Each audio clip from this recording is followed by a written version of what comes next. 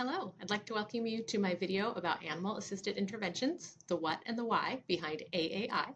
Just to give you a little overview of what animal-assisted interventions can look like. My name is Charlotte Jensen, and I'm a speech-language pathologist specializing in working with kids. So the examples that you'll be seeing are from that field. However, I think a lot of this information will apply to you if you're an occupational therapist, physical therapist, an ABA provider, an educator or tutor as well, and probably other fields as well. So this is just some foundational information so that you know what animal-assisted interventions can look like. Today we will be going over a few things, including why I started providing animal-assisted interventions, whether or not this might be a good fit for you, some special challenges of partnering with a therapy animal, a few different ways that therapy animal inclusion can look in your practice, just a brief look at what the research has to say in terms of evidence-based practice for animal-assisted interventions, and then some resources for where you can learn more. I know that animal-assisted therapy and animal-assisted interventions in general are not very common yet, and so a lot of people have questions as to what it even is, and that was why I went ahead and developed this presentation for you. I do hope that you'll respect the privacy of my clients that are featured in this. I've had some wonderful families here at Arlington Speech and Reading that have allowed me to record and take photos of their children and use that for the purpose of educating others. So please just respect that and don't take any screenshots or use these videos for purposes other than just your own education.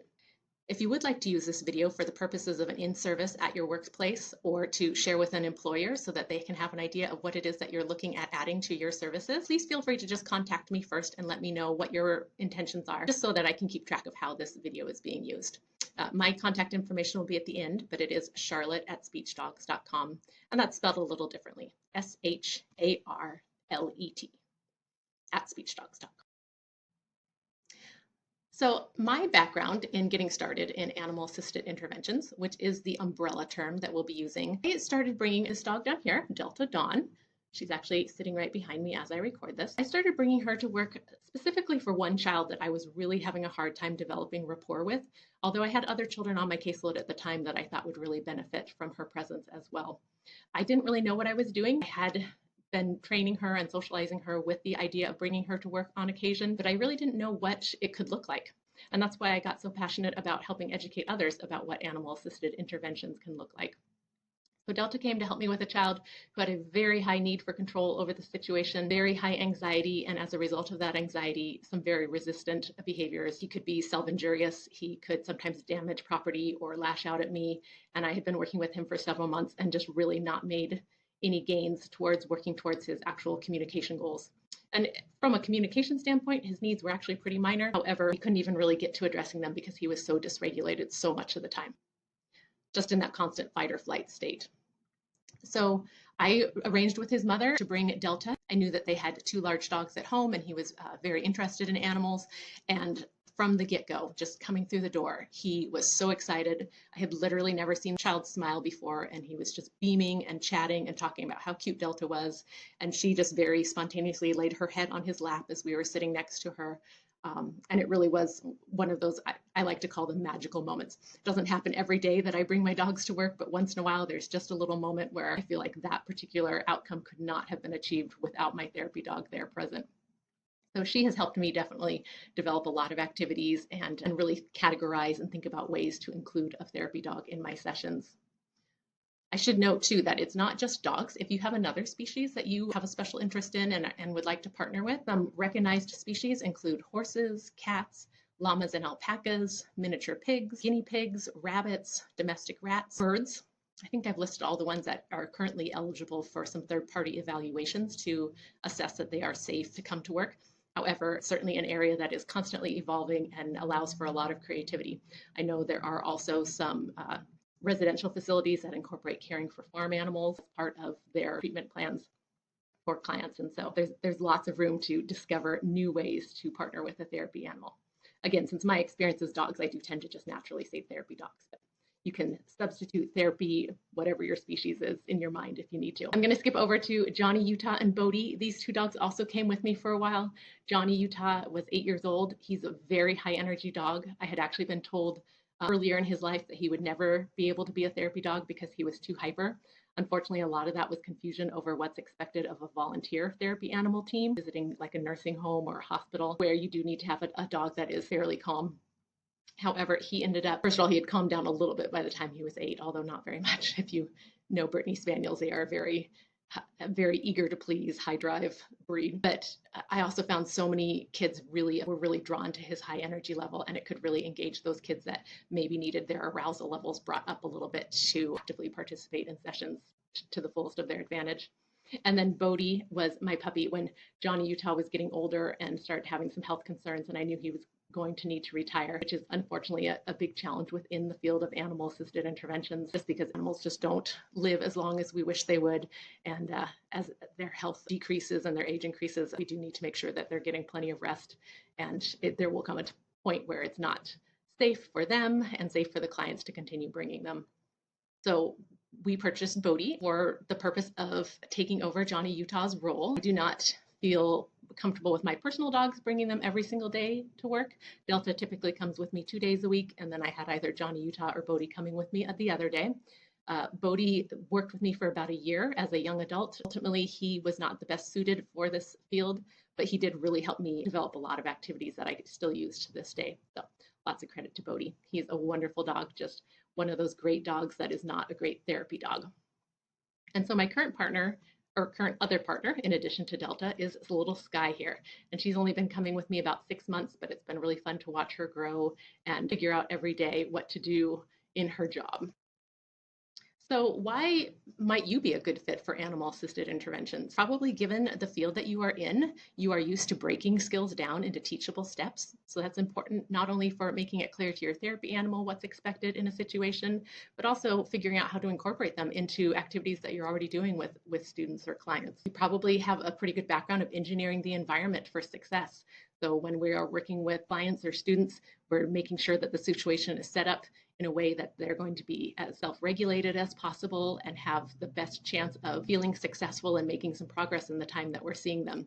And that's really important for our therapy animals as well. We have to do a lot of perspective taking and think, what is going to make my animal feel comfortable, both in the short term and the long term within this environment, so that they will want to keep coming and stay happy in their work for a long time. Another piece that you're probably really strong at is being flexible and creative. I'm sure most of us in the helping professions realize that most of our clients don't fit a particular mold, and so we're constantly having to adapt things to personalize them to that particular client based on their strengths and weaknesses. And so it's the same with our therapy animals. It's pretty hard to say, always or never when it comes to animal-assisted interventions. So we're always adapting our activities to our individual therapy animals' characteristics, our personal preferences, and then what works best for that particular client in the moment. And then next, also changing the level of prompting that we're giving. So we might need to help a client more or less depending on their skills at a given moment. It's the same with our therapy animals. We have to provide either more or less input to them as to what's expected in that moment, or even if it's just, backing off and giving us some space for a few minutes. A few more reasons why you might be a good fit for animal-assisted interventions is that you probably have a lot of awareness of finding what's reinforcing for an individual. So this is important not only for our clients to make them keep wanting to reach for that next level of success, but also for our therapy animals as well. There's a lot of training that goes into getting a therapy animal ready to start coming to work with you. And if you have that breakdown of how to break a skill apart into smaller components and reinforce those systematically in a really effective way, it's going to make your progress quicker. Another piece is those of us in the helping professions, health and human services, tend to be highly empathetic. And again, this is really important for recognizing what's in the best welfare of our therapy animal. When we have an animal that is happy and calm in their work, or I should say happy in their work, they're not always calm. Sometimes they're very high energy. They are going to be safer. We're going to minimize risks to our clients because that animal is able to tolerate more if they are overall having a high level of welfare. And then the last piece that's really important is, we're definitely lifelong learners. I'm sure you're used to taking lots of continuing education to constantly learn more about how to help your clients, especially as we get more information in the field. And this is certainly true for animal-assisted interventions as well. While there is some information out there in general, it is definitely an area that's really taking off right now, especially with the development of the AAI, or the Association of Animal-Assisted Intervention Professionals here in the United States and other similar organizations around the world that are recognizing the benefits of bringing therapy animals to work. they're making a lot more information available, and we're learning from each other and getting that communication out there. So I think this is an area that we'll definitely see a lot more information about over the next few years. So then related to that is, how could animal-assisted interventions be a good fit for you? Depending on the population that you work with. And again, my examples are going to be from children, but I know a lot of this carries over to adults as well. And there's certainly lots of professionals out there partnering with a therapy animal, working with populations across the lifespan. But for me, sensory regulation is a huge benefit of having the dogs that work with me. We'll see a little video here of a little boy who really tended to be pretty low arousal state. He needed a lot of help to get his energy level up and engage and remember activities. And so you'll get to see him here working with little Sky, my latest partner, in a tunnel, and just see his level of excitement as he is able to participate in this activity with her. This was their first time doing this tunnel activity together. So high energy really grabbed his attention.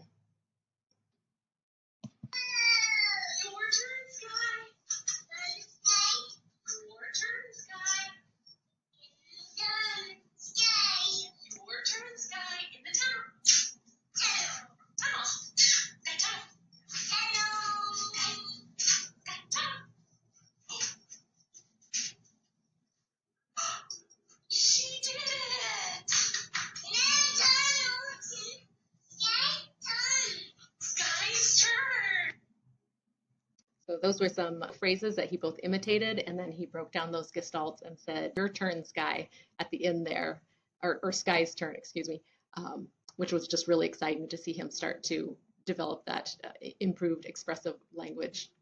And then more common than needing to get a child's energy level up is helping to calm them down when they're starting to have those anxious moments. So some of the things that I have the dogs help me with is we'll do some calming breathing routines. So in this case, this little girl is brushing Delta as she's taking some deep breaths and just slowing her body down, slowing her rate down.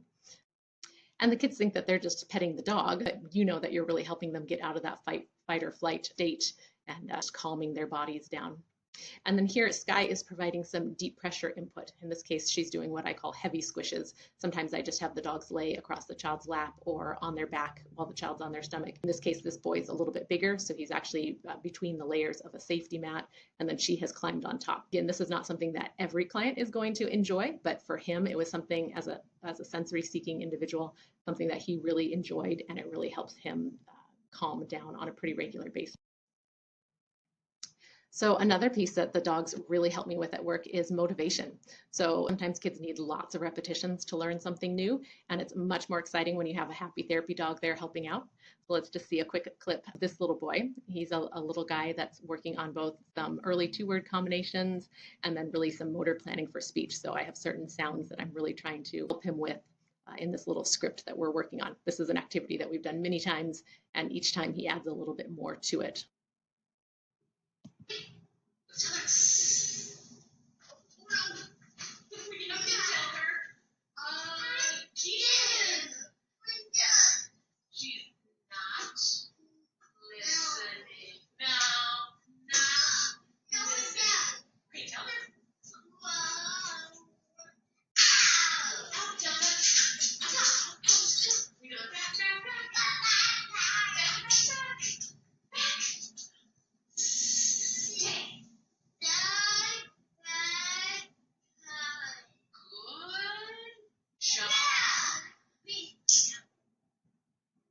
So you can see just his genuine excitement and just motivation to keep practicing those. This was just a very small clip of probably about a 15 or 20-minute period of time that he was on the swing this particular session. It also gives you a little sneak peek at just all that you're juggling as an animal-assisted interventionist. So I'm having to keep Delta safe, especially since I have the added complication of a swing in here, and keeping him safe using the swing appropriately as well. As well as you can see there are times that she responds really readily and I'm just not able to reinforce Delta quickly enough because my focus is on the client.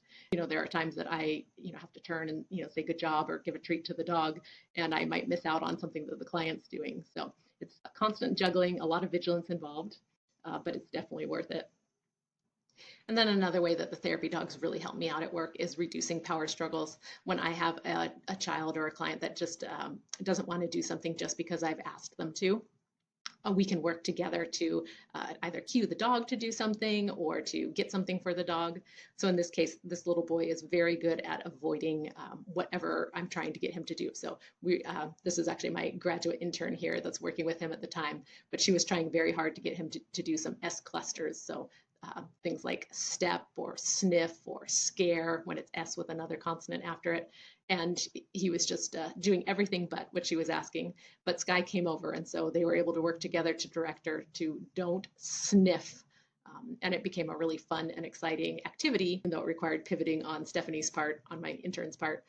But he still was working on that target just in a different way because of the dog. Another way that the dogs really help me out is just developing rapport with my clients. So especially with my middle schoolers and high schoolers that are coming after a long day at school and they've had, a challenging day as it is, coming to speech therapy might be the last thing they want to do. But I certainly find that since incorporating the therapy dogs, they have a lot more joy and a lot more excitement to attend, and that can make all the difference in our long-term outcomes. Also, resistant clients, as I mentioned before, those that have a lot of anxiety and maybe just tend to shut down or tend to refuse things, they're much more willing to do things for the dogs. It's kind of that neutral third-party effect where it's not so much that I'm demanding something of them, but we're working together to do something for the dogs. And then also building rapport with caregivers. Certainly, most of my parents that come in really enjoy getting to see the dogs as well, and it can provide just a natural social lubricant to talk about the dogs and sometimes comparing what my dogs are doing with things that their kids are doing as well. And then I've also found having the dogs that work with me really help me out with my own self-care as well. Not only do they make me feel like I'm more successful throughout the sessions with those more challenging clients, but also they give me lots of opportunities to just laugh throughout the day at their silly antics, take lots of breaks to get them out for their bathroom breaks and needs. Then during the months of the year where it's still late and pleasant weather outside, I definitely add a walk after work whenever possible to just give myself a chance to decompress as well as the dogs.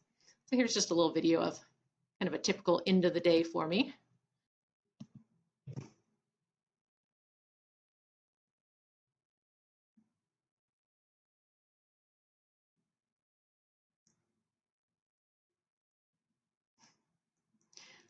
So who wouldn't want to end their day like that? And then siblings too. This is obviously a younger brother here. This little girl was very much enjoying working with Delta, and the little brother, who gets dragged along to a lot of therapy appointments, gets to have something fun to do as well at the end of the sessions and at the beginning, getting to pet my therapy dogs and play with them for a moment. So, it's not easy. There are definitely challenges, especially the population that I work with. Some of the things that I run into all the time is the clients themselves can be very unpredictable. As much as possible, we want our therapy animal to be predictable and to be likely to behave in a way that we anticipate based on our bond and experience working with them. But we definitely have clients that we cannot control in that way. Given their age or their learning differences or their medical needs, they may be highly impulsive. They may have a hard time following directions. They may remember things better one day, some days than others. And so you need a lot of constant review of how they're going to treat your animal respectfully, things along those lines. So it takes a lot of vigilance, as I alluded to earlier, and a lot of just constantly splitting your attention between what the client's doing as well as the therapy animal to keep everybody safe and comfortable, as well as keeping our interventions as effective as possible. Another component of population that might be especially challenging is those sensory processing differences. So we may have clients that one day really want close interactions with the therapy animal, and then the next day it's just too much for them. And so we're constantly finding that line of what they're able to benefit from and what they're able to tolerate on any given day, and adjusting our plans as needed. Definitely animal-assisted interventions require a lot of flexibility and creativity. As I mentioned, one of the strengths that we bring to this field, and given the field that we're in, because we do have to have backup plans and be able to pivot quite quickly if things aren't working. Another piece is body language interpretation. I know I work especially a lot with neurodivergent kids that may have difficulty recognizing one of my dog's boundaries or recognizing that they're starting to get upset in the moment. And so it provides us great opportunities to talk about some of that perspective taking, but it does require more vigilance, again, on our part to make sure that they are not approaching your animal in a way that is disrespectful and could potentially cause that animal to react. And then I, in particular, work a lot with kids that have this pervasive drive for autonomy. I don't believe it's technically a recognized diagnosis here within the United States, but those of us who are in the field definitely know that it's a very real thing. Those kids that have a very high need for control. And so there are times where just for safety reasons, you might have to separate them from the therapy animal. I've definitely found that that's pretty rare. And in most cases, I get a lot more cooperation from kids when I have my therapy dogs there. The whole reason I really dove into this the way that I did. But occasionally there are moments where they're just acting in a safe way around your therapy animal and not responding to your feedback to change how they're acting. And so there may be times where you have to have a safe space for your therapy animal to go to. So here's just a little video clip of a special challenge that I face a lot, particularly with the population I work with. This little boy responds to Delta in a way that I call approach avoidant. It's not just the therapy animals, it's other things as well. He has a lot of sensory processing differences, and so things can seem very attractive to him one moment, but then they become very overwhelming very quickly. So this was just a few sessions in. This was the first session that Delta was actually in the room with us, because while he was highly interested in her and asking lots of questions about her, just her movements and her size and coming close, all those sensory aspects had been too much for him up to this point. So let's see how he's learning to pet her from shoulders to tail in a respectful, kind manner. Come sit over here. You sit there and pet her. She wants to shake hands. No, shake hands. You don't have to shake hands with her. She can shake hands with me. She says, who is that tickling me? Her shoulders to tail. Okay, what was our first question for Delta? Have you ever seen a dolphin? Hey, Delta, it's soft. It is soft. Fluffy. Good girl, Delta. So you saw he was really enjoying himself, but then she just moved a little bit and he had, kind of startled back. I find this can be very challenging for my therapy dogs. They get a little anxious about it, and you may have noticed some of her little appeasement signals that she was giving, giving a little tongue flick. She's looking to me. She's not sure why he's sitting behind her, I think is a big part of this. Also probably sensing his anxiety over the situation. So this case now with this boy, I am able to incorporate the dogs, fully within every session. He really loves them and gets excited to see them now when he comes through the door, but it did take us a while to get to that point. And he still has some of that approach avoidance. So I am constantly watching to make sure that I'm reinforcing the dogs or just supporting the dogs if he's having a more anxious day, because they don't understand why, he's coming towards them 1 minute and then jumping away the next. And then over here, this boy, he's petting Sky. Just given his learning needs, I had to be very repetitive and very black and white. And so one of the rules for petting her was that he can only pet her with one hand at a time.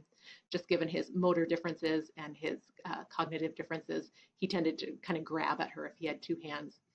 Those kinds of just flexible problem solving in the moment to develop what routine is going to work best for every client therapy animal pairing is really important.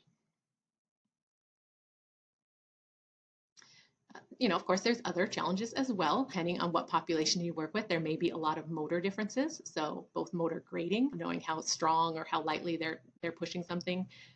Some clients may have difficulty understanding where their body is in space and tend to bump into things and crash into things a lot more, which can be challenging if you're trying to protect your therapy animal's welfare, help your therapy animal understand what's going on in the moment. And then some kids just have motor planning differences too, where maybe they're trying to interact with your dog in a certain way, but their body just isn't responding the way they want them to. Other challenges is depending on who you work with. Early intervention and seniors in particular come to mind as populations we have to be especially careful with. Obviously with the little ones or with somebody who's more medically fragile, easier to knock over, easier to bruise. These populations may also have more immune status challenges that we need to be very aware of, that we're not potentially passing on any diseases to them. So I do incorporate my therapy dogs into, I work with as young as 2. Typically my kids are 3 or 4 when I start seeing them, but I do occasionally get some 2-year-olds on my caseload, and especially with Delta being such a large dog, but also with Sky, even though she's small, she's much faster moving. I have to be really aware of where they are in relation to the child at all times. And also, as I just mentioned too, if you do have clients that are medically fragile that can become sick very easily, obviously animals bring additional risks to your practice. So you have to be aware of that and either having a therapy animal there on the days that you see them might not be appropriate, or that might be a client that you need to refer elsewhere. AAIP has a lot of great resources on their website about zoonoses, which are diseases that can be transmitted animals to humans, and a lot of great resources for you on that. And then groups settings too. So especially I can think of clinicians who are working in the schools especially, but even in private practice or nursing homes, things like that, you may be working with groups of individuals. And so again, it takes a lot more vigilance. You may need a second person there. You may have to just do a lot more teaching up front as to how we are going to interact with and be around the therapy animal so that nothing's happening you're not aware. Okay, so let's see how this looks with a 2-year-old on my caseload. So some early intervention. You'll notice I do a lot more just to try to make sure that there's a little bit of space between her and the dogs, especially in this particular activity. We are working with treats, and so anytime that there's food involved, I'm especially careful that there isn't any resource guarding on my therapy dog's part. But you can see, she's bumped into at one point. I have to be right there to make sure she's getting knocked over and to support her as much as possible around the dog.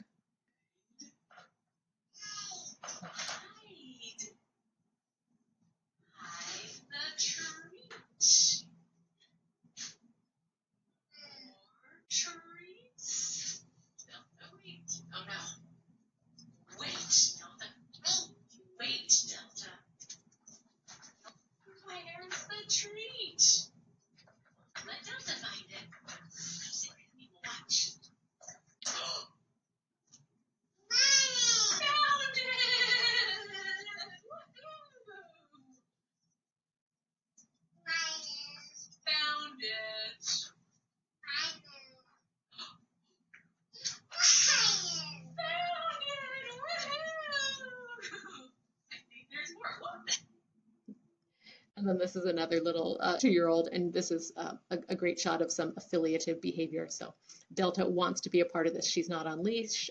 She's not being coerced in any way. She just wants to be with this client, and just shows how much she truly enjoys her job by voluntarily coming over to him. Okay, some of these things I've already alluded to, but again, animal-assisted interventions are such great joy, but they are not easy.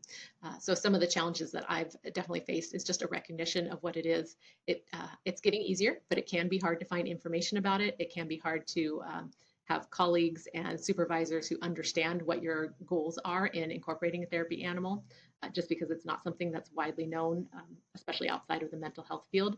I think mental health and OT probably has the best representation from what I've seen at this point, but we're definitely expanding animal-assisted interventions into more and more settings and more populations and more fields. Another piece, especially I'm sure other speech therapists will really relate to this, is office size. Often for us, we're kind of the redheaded stepchild of the therapy world, and it's often felt that we can get by with just a tiny little cubicle. It's not ideal, but that's often what we're given, and so you may have to advocate for a larger space in order to have that safe retreat space for your animal to be able to get away and get a real break, just to provide that space if a client is having a difficult day and having the therapy animal right next to them is too much. And just for the added things that you have to have if you have a therapy animal on hand, their bed, their water bowl, things like that. Another piece is time and costs. This is all, in addition to everything that you're already doing at work. And so the continuing education, the training classes that you're taking with your animal to prepare for coming to work. For myself, I know I've incorporated an animal behaviorist onto my team a couple of times when I've had specific situations that I'm trying to troubleshoot to make things run smoother for me. And then the animal itself can have some large costs. Depending on things that are maybe outside of your control, even you can have very high veterinary costs. I know Johnny Utah, my first Brittany that I was working with, when he retired, he was dependent on some very expensive medications for that last year or so of his life. He wasn't coming to work with me anymore. And those are expenses I would have had anyways. Just as an owner, I wasn't going to deny him those needs. But I do have more than one dog, partly because of wanting to provide animal-assisted interventions, day to day at work, and those expenses do add up. And even just, I spend so much more on treats. I definitely have gone down the rabbit hole of really healthy foods, trying to extend the life of my therapy dog's career as long as possible, and it can kind of be a never-ending list of things to to purchase and invest in. And also additional mental effort. So you've definitely gotten to see that in some of these clips where I'm really having to split my attention, problem solve in the moment, maintain a lot more vigilance than I might otherwise have to if it was just me and the client. So here's an example of me splitting my attention. This little boy is going to be doing Ring Around the Rosie with Delta, and she loves coming up on the ball pit. This is not something that is stressful for her in any way. She actually kind of just voluntarily started doing this on her own a couple of years ago. But you'll see I'm trying to make sure that she doesn't accidentally slip into the ball pit, and keep him safe as well, and also be prompting him for what I need him to do while reinforcing her for cooperating as well.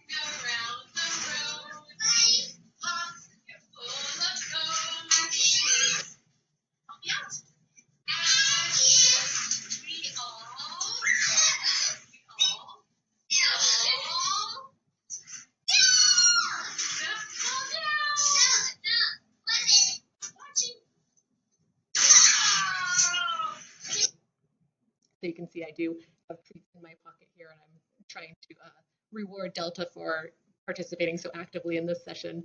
And also you can probably hear he gets pretty loud at times, and that could be uncomfortable for her. So I'm just trying to give her treats and pets and praise to say, thank you for tolerating that. I know that may not be ideal for you, but you can see her joy also in participating.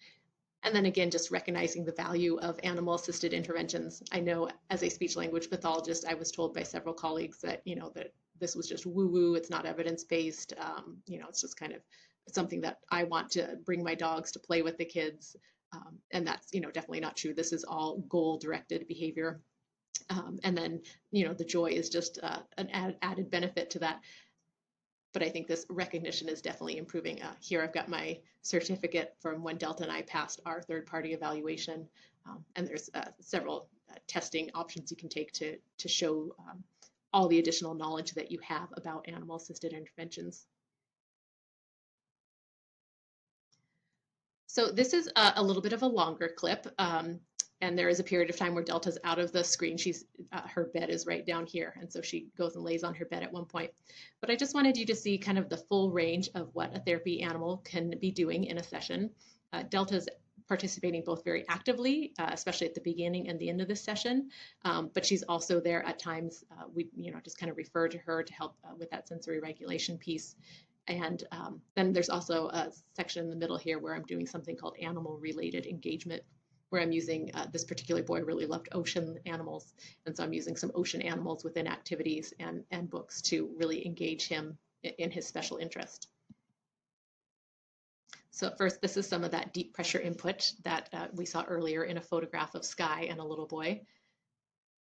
But this boy is asking for her to give what we call squishes here. And he's also doing some calming breaths to get ready to transition into the work. And we had done this sort of thing prior to Delta coming to work with me, just with the mat, doing some heavy squishes, but having the dog there made it much more, makes it much more motivating, and we can incorporate other things too, such as, politely asking her, can I have a squish, or squish please.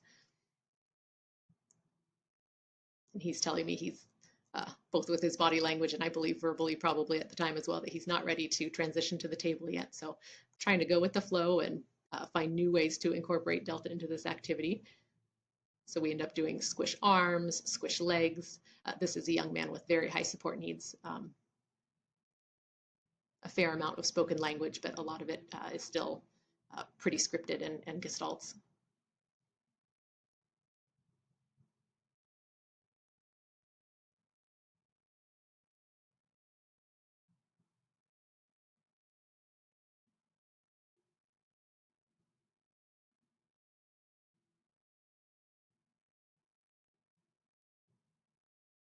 And one thing that we talk about a lot in animal-assisted interventions is the idea of this being mutually enjoyable. So Delta's getting treats. You can see she's got a calm body language throughout this. You know, she's getting pets and praise from me as well as from the boy.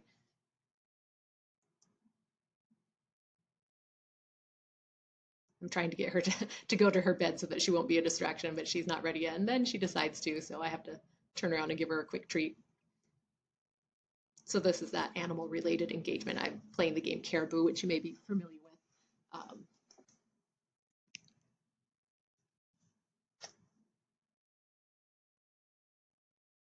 So again, Delta is sleeping down here, and that's a really important part of bringing a therapy animal to work, is making sure that they have plenty of times throughout the day to get that rest that they need, and potentially also some decompressing activities so that their stress levels are brought back down as much as possible. So she isn't necessarily actively involved in every session, and certainly not every part of session. She has a lot of downtime throughout the day. And so here, Delta's actually being used in what I call a passive presence mode. So we were reading a book about a different type of animal and comparing that. That's what's on the whiteboard there, some sentences that he can say about Delta to compare and contrast to the animals that were in the book. So there was no specific expectation of Delta at that point, but she was still benefiting us just by being in the room and being a topic of conversation. And now she's going to be more actively involved again. We're hiding treats in one of these dog puzzles again. I use these dog puzzles for a lot of different purposes. In this case, we're working on head gestures for yes and no. He can verbally say yes and no, but clarifying that by actually nodding or shaking our head has been a target.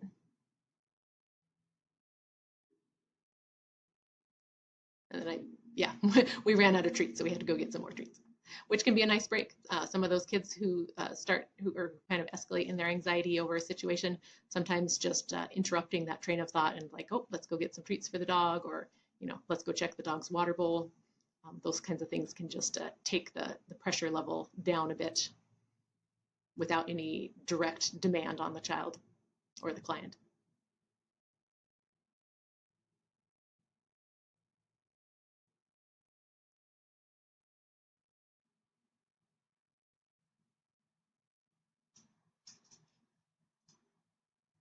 And then my favorite part here at the end, when his mom comes, this boy and I go out to the waiting room, and Delta knows there's still treats on the counter. So she's like, I'll just come back here and wait until you to give me some more treats.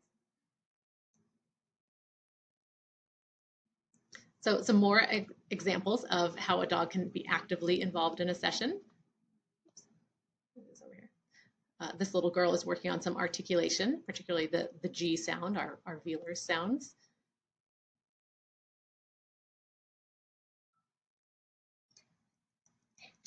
Okay, Sky.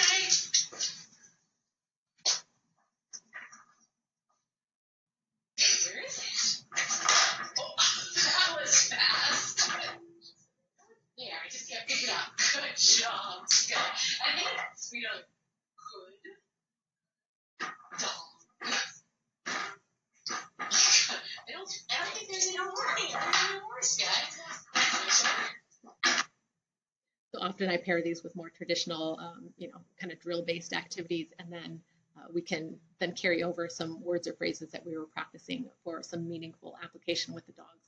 And it just makes it much more memorable, very working memory friendly to have a very, happy dog response in response to your saying a word that you've been working on. And then over here, this video is in hyperspeed, so it's going to go pretty fast. But this little boy happened to be working on SK clusters or SC clusters. And just by coincidence, I had Sky there today. So before every command, I have a list of things that Sky is able to do. And he was choosing which command to give her. And before everyone, we'd say, Sky.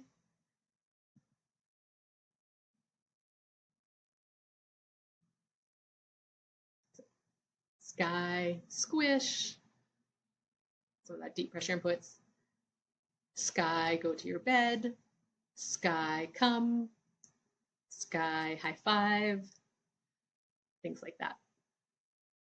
And you can see the big smiles on his face, and obviously she was enjoying that as well. Another way that the dogs help me out actively within sessions is this deep pressure input that we've already talked about. But here's an example from this boy receiving some heavy squishes, and just watch his face and what he has to say in response.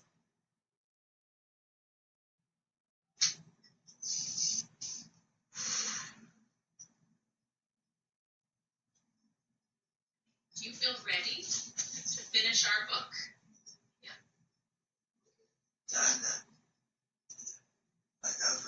I love you, Dylan.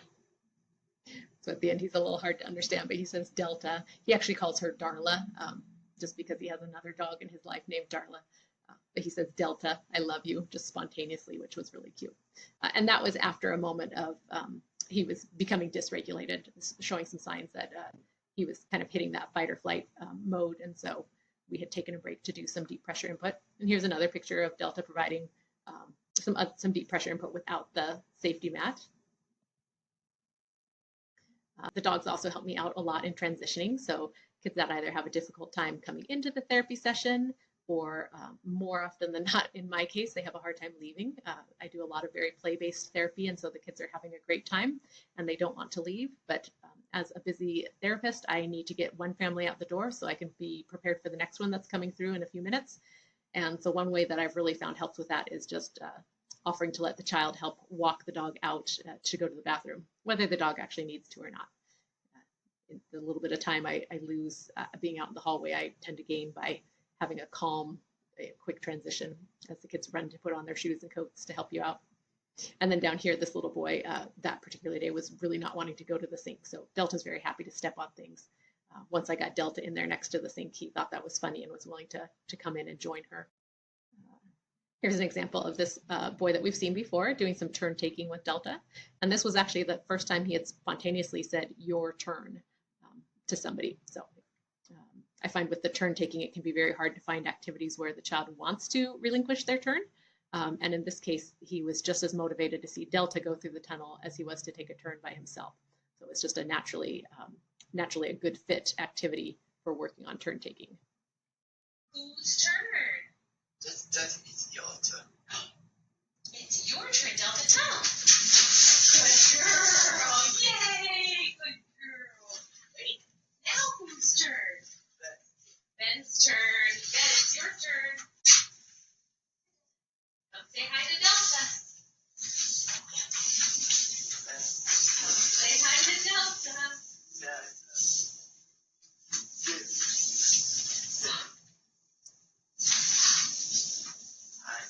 Hi, Delta. Oh, thank. And then also letting kids take the role of the teacher. So whatever we've been practicing, whether that's a sound or a word or a phrase, being able to then say that to the dogs, or in this case, this little boy is teaching the dogs the steps to building out this toy or this game. Again, it's that meaningful application of the skills that we're working on that can be so powerful. But the dogs don't always have to be actively doing something. In fact, I'd say the majority of time, they're just either there in the room, resting nearby, but they can still be that supportive presence and just make the situation feel calm. This particular girl one time mentioned that she loved having the therapy dogs there because when she gets frustrated, they help her stay calm.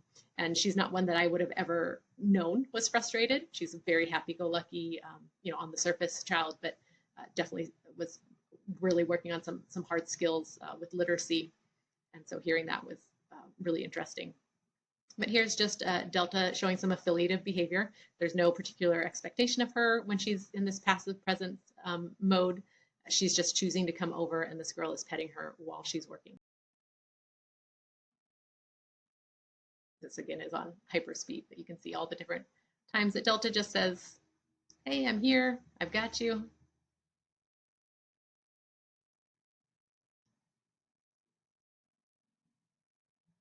And again, Delta's not being coerced to stay there in any way. She's not on a leash. She's just choosing to be there. And the same with this photo down here. Another way that the dogs can really help me out is just being a topic of conversation. So we saw that a little bit with this young man in the longer clip with Delta, where we were doing this similar semantic web activity of comparing her with another animal. In this case, Sky's just resting on her bed, but he is so fascinated with her. We've come up with some really great sentences to practice. Yeah. Sky? Sky is happy. She is happy. What else, Ben? Sky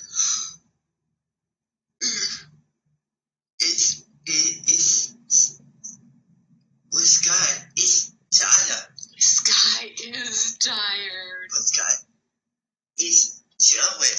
Is she chewing right now? Wait a minute. She is not. She is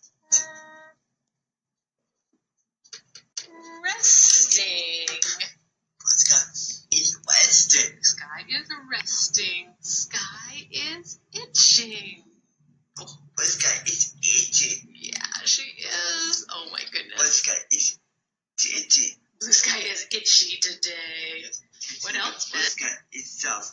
Yeah, she is soft. Yeah, I did. But Sky is happy to see you too. And then down here too, I do find having, if we can either be a team against the dog or the child's on the dog's team and I'm playing against them in a game, I do find I get a lot more persistence, especially with those kids that are a little bit anxious about the situation or have that need for control.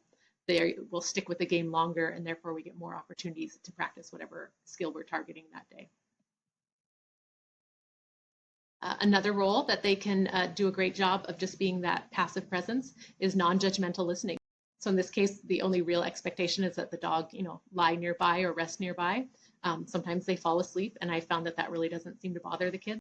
So we see that a lot with the reading therapy dogs that come into schools and libraries as volunteers, but I'm able to incorporate that quite a bit into my practice as well. And then just a brief note about this animal-related engagement, because obviously not everybody has a therapy animal partner, or even if you do have a therapy animal partner, they may not be able to be there with you at all times.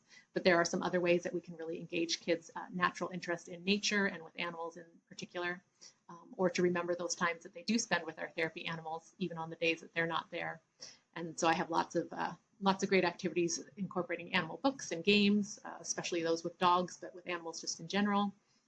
Having some stuffed animals or token toy animals that are incorporated into things. We do some video modeling with the therapy dogs or doing some video or letter pen pals as well with my literacy clients. And so here's a little example of this boy watching Delta perform the yes and no head gestures. That was something that was very difficult for him, and he really didn't appreciate me trying to physically prompt him to do that. So I thought, let's just see if he'll imitate Delta doing it. And he imitated her much better than he imitates me.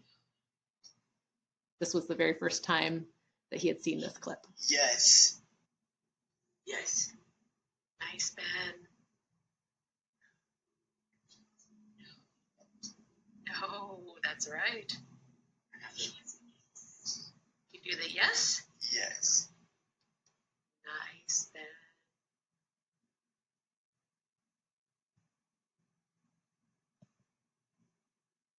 Okay, so hopefully you've got lots of great ideas of some ways that animal-assisted interventions can look. Again, this is an area where you can use your own creativity and build on the strength of your own therapy animal as well as your own interests and strengths. I think it's a great opportunity to be really creative in how we approach working with clients. So if you are ready to take the step to learn more about how to get to this point, I have some great resources for you. I have just completed all the recordings for Talk to the Paw, Foundations for Therapy Animal Inclusion in a Professional Setting. This is a self-paced online course.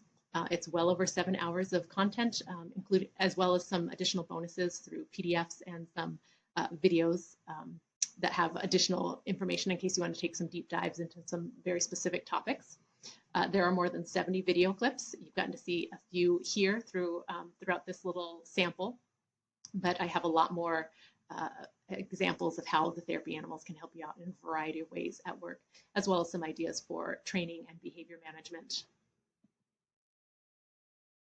Some of the content includes a little bit of a deeper dive into the vocabulary around animal-assisted interventions, as with everything, there's a whole set of jargon that goes along with this kind of subfield that we're in.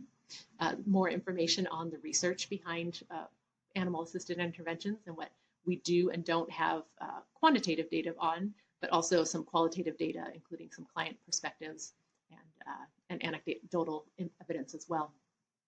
Lots of information on risk management. I think that's the most important and the most underappreciated component of incorporating a therapy animal is making sure this piece here, this therapy animal selection, that you're working with an animal who's really well suited to the job and really loves the job. And again, that can look lots of different ways. I know, again, I was given a lot of bad information early on that a dog has to, you know, be a certain way or behave a certain way in order to even be included safely. And I found that some of my higher energy dog partners have actually brought their own strengths to the party, and I've learned to adapt to their to what they bring. Also, a lot about therapy dog communication.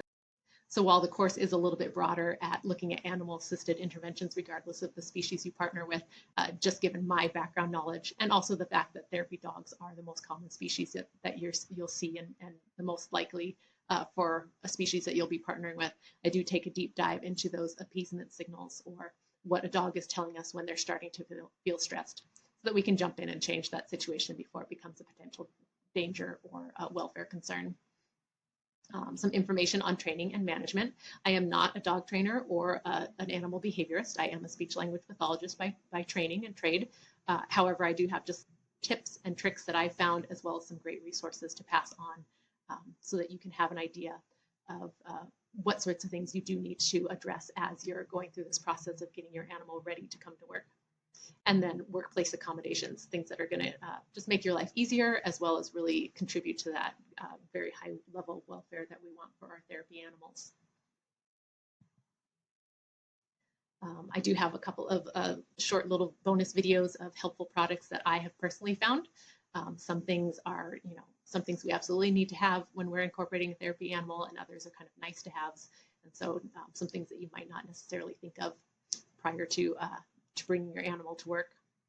Intake guidelines, what sorts of things do we need to go over with potential clients on the phone or by email before we even see them, just to screen out and make sure that we're getting clients that are a good fit for animal-assisted interventions, both safety-wise and allergies and things like that.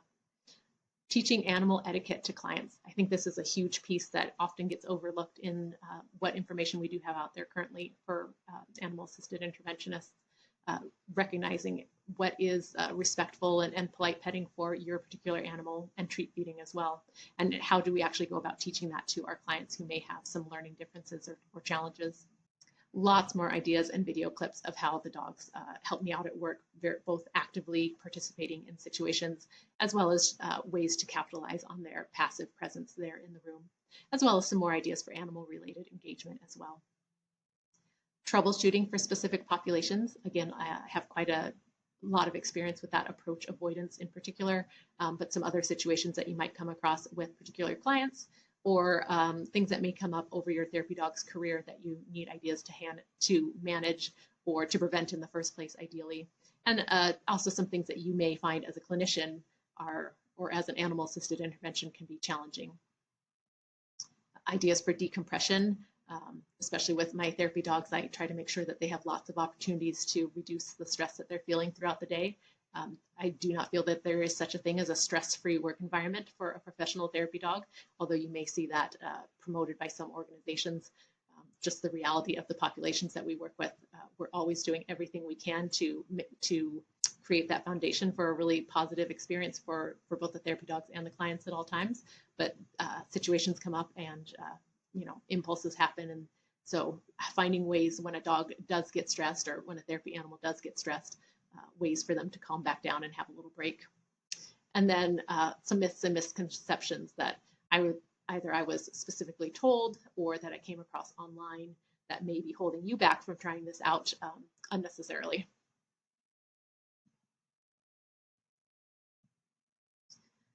So that is the online course that I have available through my website. That's www.speechdogs.com. I would love to have you check that out. I have a lot of resources on there, including more frequently asked questions, some additional videos, some organizations that you may be interested in looking into to help you get started on your journey. I do have the information on the course there as well, and I hope to see you in the course. It is self-paced and entirely online. It'll be available to you for the lifetime of the course, so you can certainly, even if you're not quite to the point where you're thinking of bringing a therapy animal to work, but you just want to explore the topic more, can give you lots of ideas of what to be thinking of as you start that process. And then you can always come back to it later if you do decide to go ahead and partner with a therapy animal. If you have any questions, I'd be happy to speak with you further, maybe even hop on a Zoom call if you have a particular situation you're trying to troubleshoot. My email is up here at charlotte@speechdogs.com.